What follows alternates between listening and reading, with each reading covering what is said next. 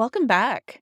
Today's episode is one that's really near and dear to my heart. It's not a topic we talk about often here on the Power in Motion podcast, but I think it's one that a lot of you will enjoy. Today, we're sitting down with my friend and colleague, Amy Kotha, who is, like me, a mother of differently wired children. And that's Amy's coaching specialty. She works with parents of neurodivergent children. In this episode, Amy's going to share her personal story, how she came to be doing this amazing work that she's doing by navigating the challenges that are inherent of raising a differently abled child. She actually has two of them. She'll share all about the complexities and challenges that are part of her story in learning how to understand and advocate for her children's unique needs, and actually how getting caught in the chaos and overwhelm of family life led to her own health challenges. And since that time, Amy has learned some really powerful tools centered around nervous system regulation and cognitive behavioral coaching, which is the same framework that I use in my coaching. Just the way that Amy has applied it to parenting is so unique and so cool, and how doing so has transformed her entire family existence. And now how she's built her practice around those tools, supporting parents to have their own back. And in doing so, how that enables them to best support their kids. So let me tell you a little bit about Amy. Amy Kotha is a board certified coach through the National Board of Health and Wellness Coaches. She works in private practice with a focus on mothers of children struggling with neurodivergence, mental health disorders, or trauma histories. Her mission is to educate and support these women in a shift to brain-based parenting with a focus on achieving confidence, connection, and peace in their lives. With her combination of a business, clinical, and trauma-informed psychology background, Amy brings unique perspective and experience to her coaching clients. As a mom to two neurodivergent, internationally adopted daughters, she has also gained the personal experience that she considers invaluable in her work. And I agree, it definitely is invaluable. And I know that if you are also a parent of any child, or especially a child that's differently wired, you are going to really resonate and get a lot of value out of this episode. So let's jump right in. Hey, Amy. Hey, Welcome. Kim. How are you? Good. Welcome to the Power in Motion podcast. I'm excited to chat with you today. This is a topic we have not addressed ever on the podcast before, talking about parenting and specifically parenting kids that are exceptionally abled. So I'm really excited to chat with you about that. Why don't you kick us off by telling us a little bit about yourself and how you came to be doing this great work? Absolutely. And thank you so much for having me. I really appreciate it. Looking forward to chatting with you. Me too. So I am a mom to two neurodivergent teenagers. Both of them were adopted from Calcutta, India, and both of them came home as young kiddos. Like my older daughter was 9 months when she came home, and my younger daughter was 14. So they weren't infants, but pretty close. So they had kind of hard starts, and that just continued. So I was actually the parenting of my kids that brought me into the career that I'm in with coaching lots of neurodivergent kids now, because I used to be my previous pre-parenting life. I was in IT and real estate. So it's been a really big jump. And I knew absolutely nothing about physical health or mental health before my kids. And so what a shift that has been over the past 17 years. It's been crazy. So both of my kids have multiple diagnoses, both physical and mental. Like you hear doctors talk about how not to look for the zebras, right? Like look for the horse, don't look for the zebra, don't look for the rare thing. Well, my kids always had the rare thing. So complex. And so over the years, I would try to manage these and figure out what was going on. And again, I didn't have any background. So it was a ton of worry and anxiety and research and trying to figure out what was going on because my kids were, especially my older daughter, she has both a physical and a mental related disorder that are both very rare. So no one knew how to help her. So years and years, she was misdiagnosed and mismedicated, and no one wanted to admit that. So this will sound very familiar, but all the health professionals diagnosed her as anxiety. So even all of her physical health issues, it must be somatic. It must be anxiety because they just didn't know. So they would look at like, the iceberg model where there's the tip of the iceberg is what you see, like the behaviors. And then you really need to look underneath to figure out what was going on. No one was looking underneath. They were just looking at the top. And, I'm a very research oriented person and I love to research and I'm very good at it. And I just couldn't go along with it. I'm like, this isn't her story. This can't be who Mhm. she is. She can't be this child who is going to go through her entire life drugged into almost a stupor to get rid of these complex behaviors that we just didn't understand. And, she was unable to go to school and unable to function in daily life. And things are just getting worse and worse. And, to the point of, she was so depressed that she just didn't even want to be here anymore. And it was understandable because there was no joy in her life. So, I just like, I can't just let that happen. Just truly felt like there was something more. Yes. So finally, and I'm very privileged because I had the time and resources to actually look into that. So I went to grad school. I was like, I'm going to go do something in the medical field and I'm going to research and I'm going to solve this or at least find, even if I can't find a solution, I need to know what is happening. Like it just ate at me. So I was working really hard at that and I was taking care of the kids and my family was in chaos and everything was falling apart. And, when one child in your family is suffering with some type of special need, it affects the whole family. You have a special needs child, right? So you know, and just trying to do all these things and hold everything together. And of course, with no support. My husband didn't even understand and didn't see a lot of her behaviors because he traveled 5 days a week. So it was just a nightmare. And I, as a mom, was just barreling towards burnout. And again, I didn't understand it. So what things just got bigger and bigger. And there was one day actually that I ended up in the ER. Actually, I was at home and all of a sudden I felt like I was having a heart attack and I couldn't breathe and my chest hurt and I felt like I was dying and got carted away in an ambulance and went to the emergency department. And all the tests came out fine. And everybody said, okay, it's anxiety. It was a panic attack. And it back then I was under a lot of stress, but that Oh, still didn't make me happy to hear that, were especially you from so tired of that word anxiety by this uh, point? oh my God. I know, like, you're like my child. I'm literally in the ambulance and the guy is like not even very nice. The EMT, he's like, this is just a panic attack. Calm down. Oh, okay. First of all, don't ever tell someone to calm down. It was so ridiculous. And that started 2 full years before I was diagnosed with what was actually going on. And I had like maybe 3 more ER visits with the same symptoms because, especially as a woman and how women have heart attacks and they look different and they feel different. I couldn't just not go. So, I would go, everything was fine. And finally, one of the ER doctors said, you really need to see a cardiologist and get a stress test. And so finally I did that. And it was so horrible because all my, like my 24/7 by that point, I was in vertigo constantly. I was just always dizzy and tired and fatigued and couldn't think straight and focus. And just something was seriously, seriously wrong. And at the same time, I still had to take care of my kids and all the chaos that was going on. Right.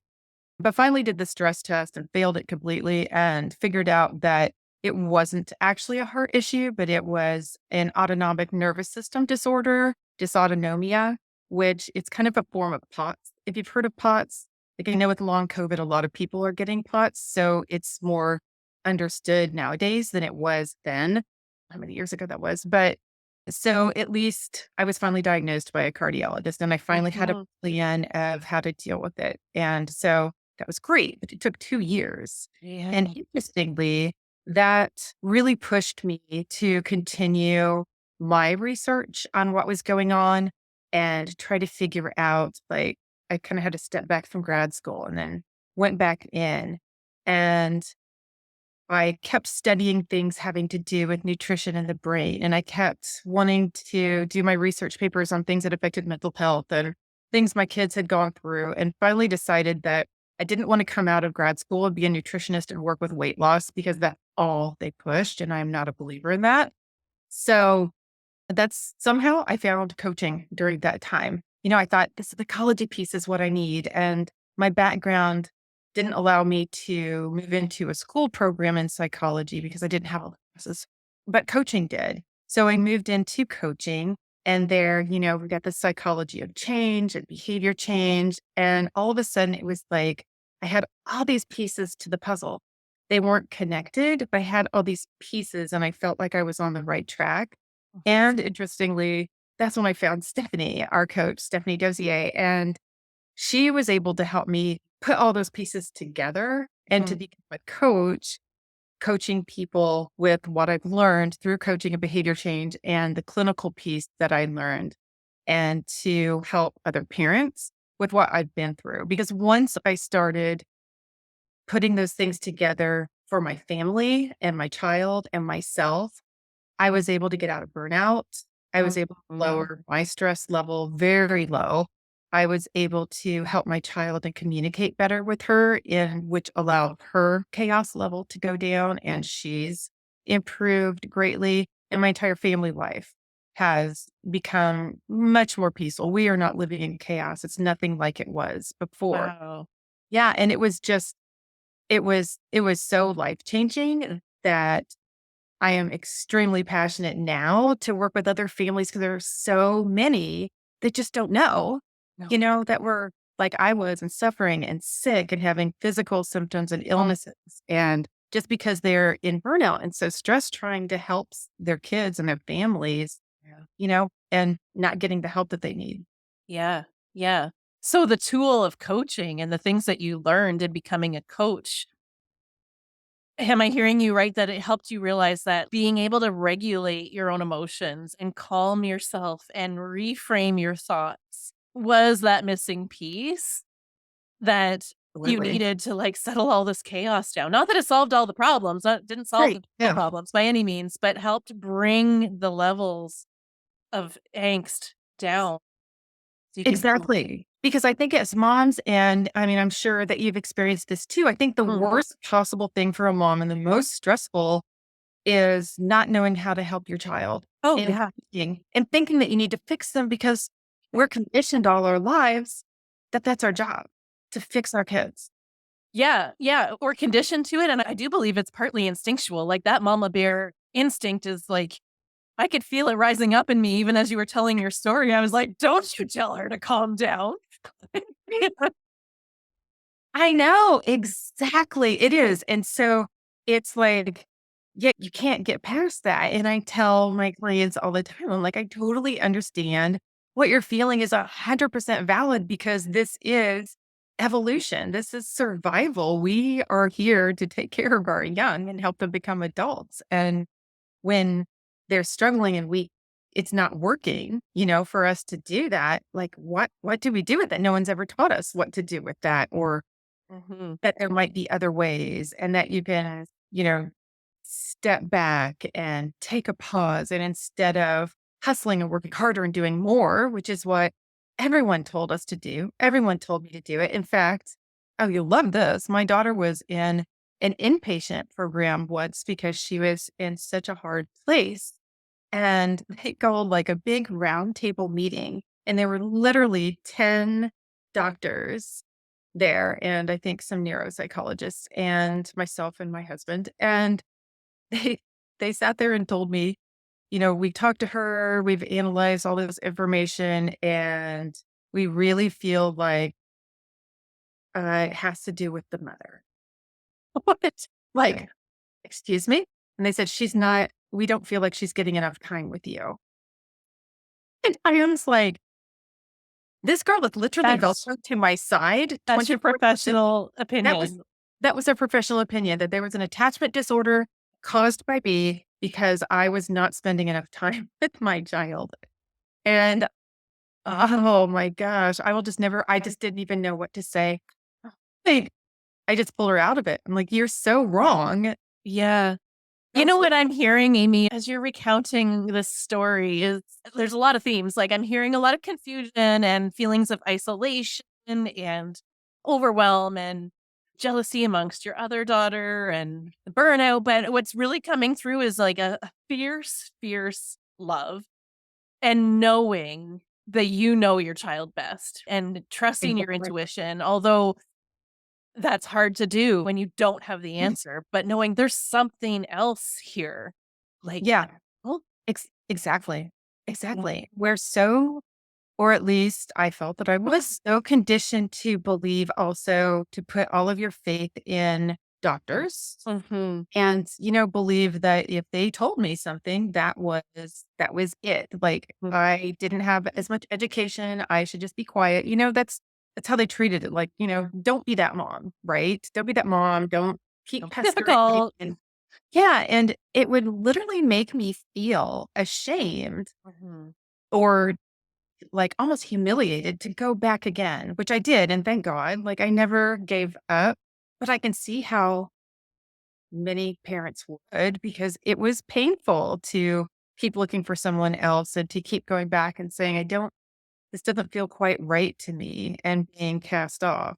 And that doesn't just happen with the medical field, right? Like happens at school and Oh, it yeah. happens with your family sometimes. Mhm, mhm.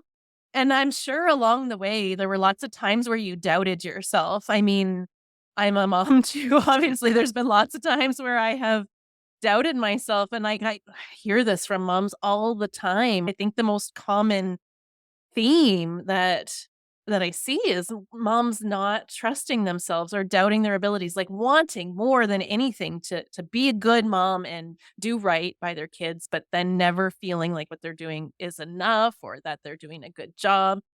Yeah. Yeah. I mean, that's probably a big question, but what do you think is behind this pervasive self-doubt we all feel? It's so hard. It's so hard to trust ourselves. And I just really think we grow up that way. I know I did. I was never allowed to express my emotions and trust that what I was feeling was okay and push Mhm. down all the time. And even when I was in IT and I was working at big corporations, and I was still treated that way as a woman in these big consulting groups with men. And it was just this very patriarchal, I think, piece that stifles us and makes us quiet and shuts down our voice. And it really just gets inside us and it makes us doubt ourselves when we really need not to do that. And it's so difficult to pull out of that. It was so hard for me to pull out of that. And I think, just raising your confidence. And that was one of the things that drew me to Stephanie was just listening to someone else and finding community. It's that community piece that is so helpful because we all need community and we all need connection. Yeah. And we get so isolated sometimes, like you were saying, when we're Yeah. parents, especially special need parents, we isolate ourselves. We don't feel like we can talk about things. It might be like stigmatized. We're not the perfect mom. That's a really hard thing to talk about. Yeah. But something that I have found out over the years is the more I talk about it, everyone has a story. Like Sure they do. everyone. And I find community everywhere I go when I talk about it. So it's taking that brave leap to be Mhm. vulnerable Mhm. and to start talking. Yeah. Yeah. I think isolation is a real struggle. I'm sure a lot of moms struggle with isolation, but I feel like it's worse as a special needs parent. Like I just feel like there's a certain lack of understanding of what the experience is like raising a child that's differently abled, right? Like I don't think I knew how much I took for granted with my neurotypical children until I had a child with special needs and I just find like when I share about some of the struggles of raising him, like, people just they're like, "Oh, I had never really even thought of that," and they really don't have a lot to say because they don't have that lived experience, right? They're like, "Oh, that must be really hard." I'm like, "Yeah, like it is, right? It really is." You know, a simple example of my son is 6.5 now, he has Down syndrome, and he's learning to talk, but he doesn't speak in full sentences. So, he doesn't come home from school and tell me about his day. I don't know who his friends are. I don't know who he plays with at school. I don't know how his schoolwork is going unless somebody sends me a message. Right. And, and the other kids, like other parents in that age group, are saying, "Oh, did you hear about this and this that happened at school and whatever?" I'm like, no, like I don't hear about these things, right? Um, Exactly. Oh my gosh, I still have that with my kids as Mhm. teenagers in high school. Like I'm so glad that school sends out these daily digests. So I know what's at least happening at school in general. But it's a really hard thing. And you have to peer it in a different way. You have Mhm, mhm. to drop this, it's a paradigm shift. And it's so hard. It's like, that whole piece of learning like the cognitive behavioral coaching, right? Where we learn how our thoughts, how our beliefs shape our thoughts and our thoughts shape our emotions and our behaviors. And once we start looking at that and realizing, we have to make big changes and we have to stop judging ourselves because I think it's easy to judge ourselves when we're going through all of that. Like, what did I do wrong? Because other people judge us and we don't want to be pulled down by that. So it takes, I think, a lot of very intentional thought to get to know yourself in order to gain the confidence and the self trust to pull yourself out of that and be okay with this parenting and be able to move forward. Like it's this whole piece, like my whole coaching program center around like becoming a self again, getting to know yourself again, Mhm. because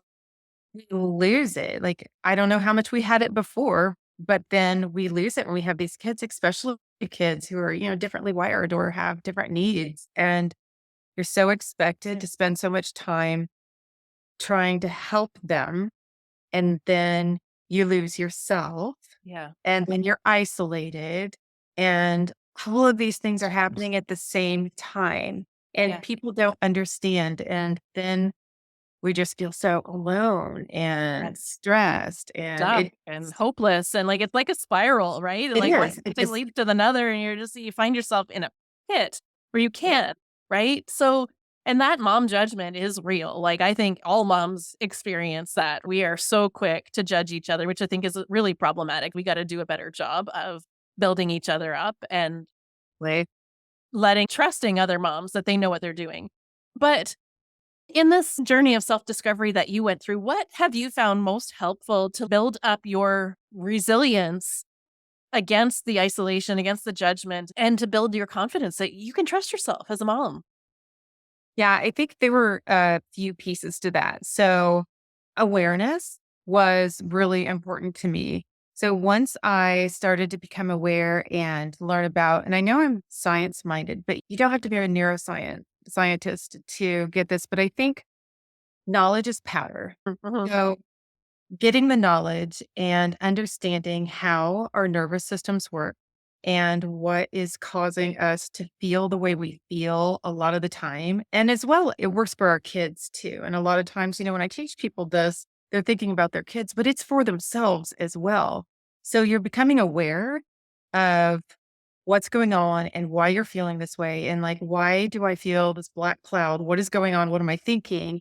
And then challenging those thoughts. Like, why am I thinking that? Like, I am making things so much harder on myself when I don't need to. Mhm. And, it's just setting your priorities. One thing I do with all of my clients when I first meet with them, which was done with me, my coaching certification, was learning how to really get strong on what your values are. I love that. Yeah. So, and it's funny because most of my clients come in, they're like, that sounds a little woo woo, right? But it's not. It's not. I'm the first one to say, no, I am not a woo woo person at all. I'm very science oriented. But figuring out what your values really are and narrowing it down to like your top three values tells you so much about who you are. Mhm. And then for me, it really opened up like, oh, okay, well, if this is my value, well, of course, this is why I'm stressed out about this. Like, if family is my top value and my family is in chaos, then Yeah. I've got to do something about it. So that means I have to drop other things in my life, Mhm. you know, and say no to things and find other resources and do whatever I can to support what my greatest values are and make sure that I'm in congruence with them. Otherwise, it causes you so much pain when you're trying to do something that doesn't align. Mhm, mhm. So I think that was really important to me. And it really opened up how to become aware of what is going on in my life. So living my life according to my values has been just pretty life changing, I think, to me.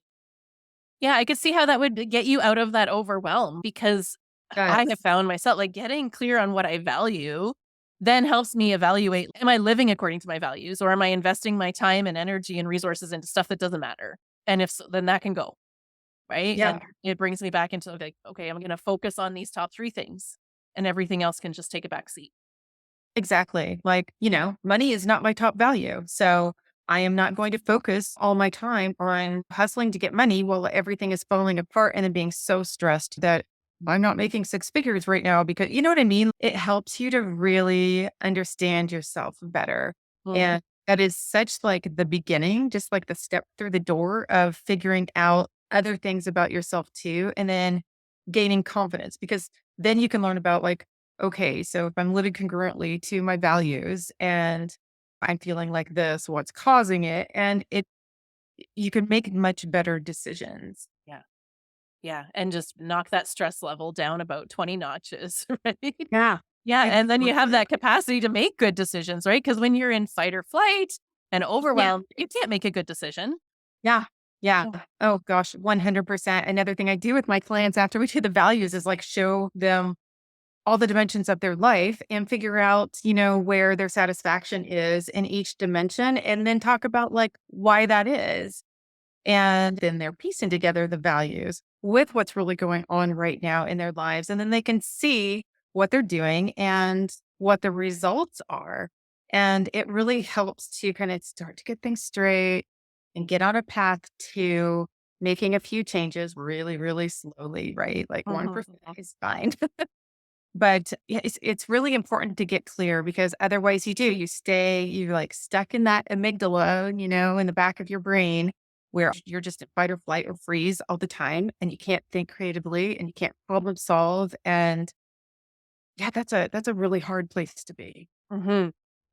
And so what I'm hearing as you're sharing these tools that you use with your coaching clients, like, none of it's about fixing the kid, Oh, I know. right?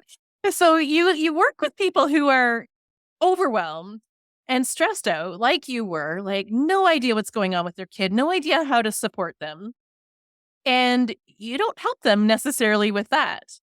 So you bring it back and kinda, like, is am I hearing you right? Like, shelf that and then help the parent learn to manage their own nervous system, regulate their emotions, get in touch with their values, their beliefs, and, like, start to think about their life and their situation and their child in a different way. Is that right? Yeah, that's exactly right. Because once they start to see their child in a different light, once we can bring that stress level down a little bit so that their frontal lobe is functioning and they can think and problem solve and they can start regulating their body and then, they understand their child, then we can teach them more about how they can understand a child and the nervous system and like, mirror neurons and energy. And if they are dysregulated, their child is going to feed off of that. I mean, if your child is dysregulated, you're very likely going to be dysregulated as well. So you need to know that, right? Like you need to understand just the basics of how your nervous system works. So you understand when you start to feel that, like if my child starts to melt down and immediately I'm like, and my brain just starts going, oh my gosh, like the future is over and how is she going to go to college or, get married and have a child and be a mother and her, how could you, it's ridiculous, like, where your brain goes when you Mhm. get triggered by something that is just small, and what I have found is, like, you can't really control that first thought, but you can control the second thought. So my Mhm. first thought it's still, like, my heart rate will jump, my first thought will start, and then I'll pause and take a breath, and then I'm like, "Okay, here we go again." Mhm. "Hello. Hello, amygdala, thank you." And I realize what's happening, and I'm like, "Okay, that's not where we are. Like, we are right here, and she is triggered by something, and I'm just gonna sit here and be with her and offer her safety." and she calms down. And then, it's okay. And it's not like I have to get rid of all my emotions. It's not like I'm not going to have one because we're moms, we're parents. We're not going to get rid of that. We don't want to, No. but I'm not going to meet her on that level. I'm not going to escalate it. I'm not going to fall into fear because that's what I used to do when I didn't understand what was going on. I would meet her fear with my fear and it would escalate. I would try to calm her down and control her. And it was just like being in that ambulance and having that guy tell me to just calm down when I have never experienced this feeling in my life and thought I was dying. Yeah, yeah. And she feels like she's dying. And if I tell her to calm down, like that doesn't work. But if I shut up and get low and talk, just be there with her and Mhm. just be a calm presence and let her feed off of my calm energy and just breathe, then it works. Yeah. And it doesn't make a lot of sense to a lot of people and it takes time. You really have to practice it, but it works. It does, and I can speak to that. Like, this Amy and I, though we practice in entirely different niches, we coach from the same methodology. We both use this cognitive behavioral coaching framework, and as a parent, I know that as I've implemented this type of coaching in my own life, it has changed how I parent, right? And being able to recognize my emotions as those sensations rise up in my body and sit with those feelings instead of, like, getting overwhelmed and anxious about my feelings. I can calm myself. And then I can meet my kids in a different way, right? Like, I will say I was a much more reactive parent with my older 3 kids than I am now, and I'm so glad that I had Gage after I learned all of this coaching stuff, because when he's having a so-called behavior, which I'd like to talk about how I hate that word in just a second, Because I agree with you on that.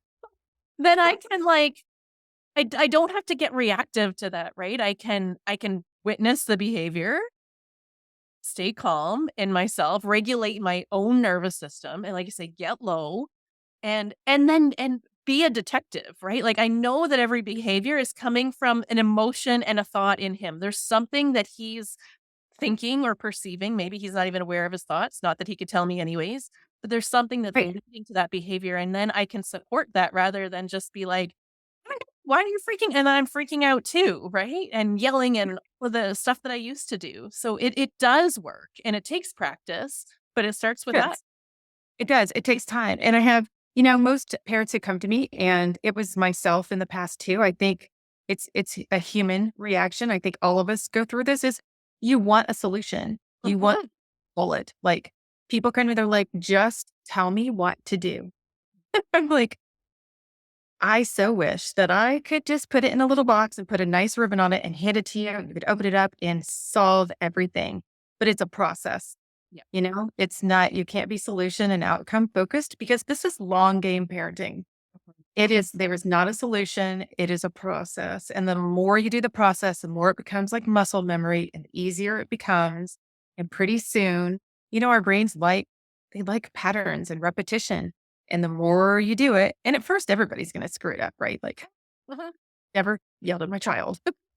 But over time, it's less and it's less. And then they learn, and it's so good so great when your kid schools you on something you do wrong, right? Because Uh-huh, uh-huh, uh-huh. oh, no, teenagers are lovely. Oh, aren't they fun? Aren't they fun? I have a Other couple.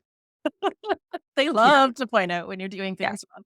But, I love I don't take offense to that. I'm like, "You know what? You're I right. don't either. I do I need a love it. moment to go and regulate, and that's fine." And sometimes they'll be like, "Mom, do you need to eat? You're a little snappy." Actually. Oh my gosh, I know. And it's funny because it is, and just like you said, with you don't like the word behavior, neither do I. It's needs based, right? And so you're looking for what is the unmet need because that's what's going on. All behavior comes down to a need. Like their need is not getting met. So this is the resulting action. Like you said, be a detective and try to figure out what it is. And the same is true for us, right? When we Yeah. are when we are having a reaction, it's an Yep. unmet need in us, right? Like, I realized when I was doing all this, like, I had a strong need for control and order and and then felt like if my kids didn't listen to me, that was a reflection on me as a mom. And like I had all of these beliefs that really needed to be shed and upgraded. And in doing that, then I was able to regulate better and not be so reactive, right? And meet my own needs instead of expecting my kids to be perfect so that I could be happy. Oh, 100%. And like one of the parts of my programs is talking about communication that really works with our neurodivergent kids, but it's any person. And it's needs-based conversations. Like your child is a person. We need to not think of our kids as in like the hierarchical sense, right? Or at least a lot of kids that doesn't work with them. And so if you think of just things are needs based and you talk to them in that manner and it's respectful and it's caring and compassionate and empathetic and you have to do the same for yourself too.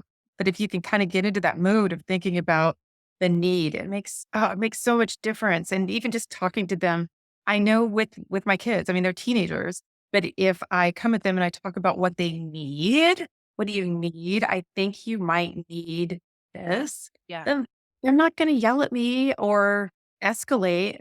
They're gonna be like, "Oh, Hmm. you're like, okay." And they really do. Yeah. They it works. Yeah.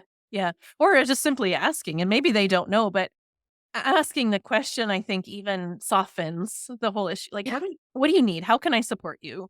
Right? And Yeah. maybe they don't have the answer, but at least they know you're on their side. Yeah. Yeah, exactly. So my daughter who's got the really complex diagnoses, so she had something called the PDA subtype of autism. And PDA it has been described as the hardest disorder to parent because it is so paradigm shifting in the way that you have to parent because these kids, it's PDA stands for pathological demand avoidance or pervasive drive for autonomy. But basically, they have these extremely vulnerable nervous systems and they detect threat by demands. And they could be tiny demands. They could be demands from within their body. It can be daily life demands. It can just send them into completely like seeing, the saber-toothed tiger coming at them, Mhm. but it's just somebody asking them to brush their teeth. I mean, it is like it's so hard in order to parent it. You can't even parent it like autism parenting. You have to parent with this very low demand type of parenting and just take away demands and raise things in certain ways. But it's such a different type of parenting. And it is so hard. I guess. You have to think about these things. Like every time I talk to her, I have to put us on a level playing field Mhm. because people with PDA see any type of um, threat to their autonomy. If they think they're not on a level playing field, then Mhm. that is a survival It's very threat. stressful. Yeah.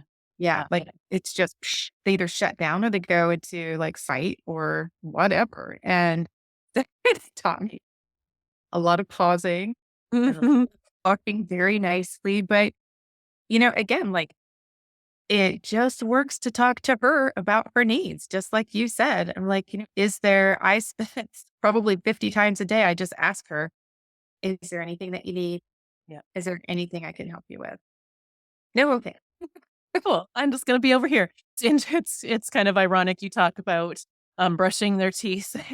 Yesterday morning, Gage was getting ready for school, and, I asked him to brush his teeth, and we were kinda rushing to get to the bus, and I handed him the toothbrush, and I was like, "Brush your teeth," and he's like, "Buzz off!"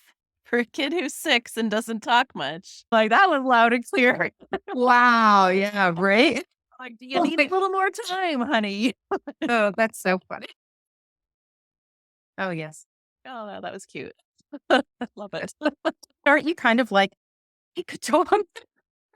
I'm like, way to advocate for yourself. Like, that was actually kind Yeah, of right. Part of you is like, it wasn't so bad, right? exactly. Oh, you just never know what you're gonna get, really. Yeah, you really don't. You really don't. It's fun. It is. I mean, there are challenges and there's so much joy, I think you could say too, from raising children that are a little different. And yeah, and it's so refreshing to hear your perspective, and there's a way that we can build our resilience to the stress that comes along with this type of parenting. So tell us a little bit about your coaching offers, the services that you provide, and where our listeners might be able to follow up with you. Sure. So I do group coaching as well as one-on-one. And I actually have two groups. I have a level one and a level two. And the level one group is called Illuminate. And it's basically for the parents that when moms come to me, generally they are in a state of chronic stress, probably chaos going on in their lives. They might be all the way into burnout. And so Illuminate is a shorter program. It's 8 weeks. And in those 8 short weeks, we are able to pull them out of that chronic stress or that burnout and give them some education as to, what's going on so that they can kind of move through that and help start healing themselves. And then we also start with some basic education that helps with their parenting for their child and their families, while also pulling them out of the burnout, like we talked about. When all of those things are working, you're feeling better, your stress level is lowered. So we talk about basic nervous system information. We do, communication, how to communicate effectively and healthy boundaries, self-care, those kind of things. And we do spend some time on coaching real life situations that they are going through. Mm. So that 8 weeks is a nice, like, get out of burnout and start parenting from, instead of a place of fear and stress, from a place of love and connection. Yeah. And then my second group program is like a level two, and that one's called Empower. And that one is a 6 month program. And that's where we are really diving deep and we're getting to know each other on much more of an individual basis. They're getting a lot more individual support as well as within the group. And then that group dynamic is so fantastic. And 6 months of that is so healing. And I Mm. think all of us, even me, like we learn so much from each other uh, Mhm. through coaching for 6 months, as well as, diving deep into whatever they're struggling with. So that's a really, really cool program. And then, of course, just the one-on-one. But super excited because I have just opened my registration for my level one, Illuminate. And then that one kicks off on June 7th. And my next Empower group kicks off in August. So Fantastic. very excited. And people can find me and sign up for those on my website, which is amykcoach.com. And I'm also on social media, so people can get to know me there and also get to my bio site where you can sign up for these things as well.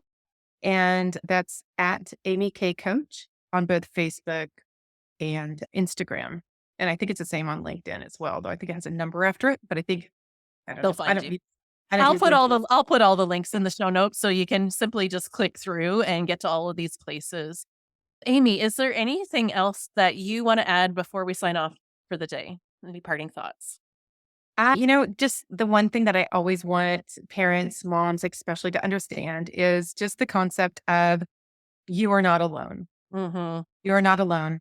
We always say, there is no village. Where is our village? We need a village. We feel so alone and isolated. And you really aren't alone. You just have to, get a little brave, reach out. But there are a lot of us out here who are ready to support and just walk the path with you. I love that, and I love how you've built your programs to bring that village together and create that sense of community. Because I think as a world in general, we don't have that like we used to. We don't have our villages, Right. so I think it's important that we are intentional about creating that.